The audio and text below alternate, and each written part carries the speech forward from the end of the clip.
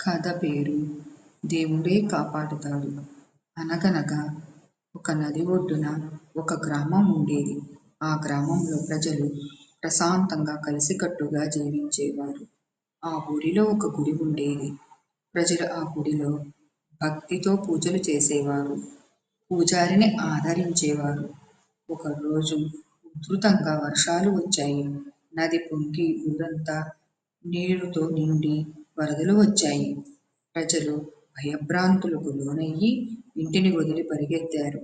ఒక పెద్ద మనిషి గుడి దగ్గరకు వెళ్ళి పూజారి గారిని వరద వచ్చేసింది, పరిస్థితి బాగోలేదు, మాతో కలిసి వచ్చేయండి అన్నాడు. పూజారి ప్రశాంతంగా, నా గురించి మీరు ఆలోచించకండి, నేను నిత్యం సేవించే స్వామి నన్ను రక్షిస్తారు, మీరు వెళ్ళండి అన్నాడు. అలాగే ఒక్కసారిగా నీళ్లు పెరిగాయి. గుర్రపు బండిలో వెళుతున్న వారు ఆగి, మాతో రండి పూజారి గారు అని అడిగారు. నన్ను దేవుడే కాపాడుతాడు అని తిరస్కరించాడు. ఇంకొంచెం సేపటికి అటుగా వెళుతున్న పడవ ప్రయాణికులు పూజారి దగ్గరకు వచ్చి, మాతో పాటు పడవ ఎక్కండి పూజారి గారు అని అడిగారు. మరోసారి తిరస్కరించాడు. దేవుడుని నమ్ముకున్నాను అని చెప్పాడు.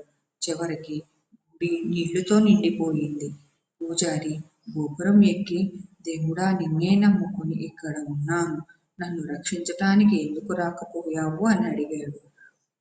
దేవుడు ప్రత్యక్షమయ్యి, నిన్ను రక్షించటానికి నేను మనిషి రూపంలో వంటివాడిని, పడవవాడిని పంపించాను, కానీ నీవు ఉపయోగించుకోలేదు, అది నా తప్పు కాదు అని చెప్పాడు.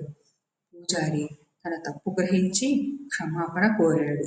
చివరకు మరో పడవలో కొంతమంది వచ్చి పూజారిని ఎక్కమని అడిగారు.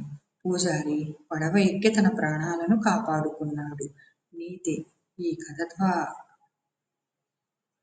తెలుసుకున్నది ఏమిటంటే, సాయం చేయటానికి దేవుడే చేసే మార్గాలను ఏర్పరిచితే వాటిని నిరాకరించకూడదు.